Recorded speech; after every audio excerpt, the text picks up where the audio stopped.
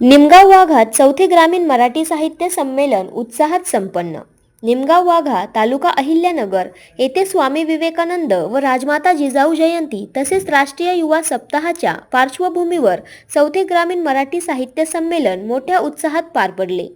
साहित्य, समाज प्रबोधन व सांस्कृतिक चळवळीचा जागर घडवणाऱ्या या संमेलनात काव्य, शाहिरी, कथाकथनातून मुलगी वाचवा, मुलगी शिकवा हा संदेश देण्यात आला। युवकांनी रक्तदान करून सामाजिक बांधिलकी जपली। पोलीस उपनिरीक्षक रतिलाल चौधर व अभिनेत्री गौरी रत्न पारखी यांच्या हस्ते दीपप्रज्वलन झाले। विविध क्षेत्रातील मान्यवरांचा पुरस्काराने गौरव करण्यात आला।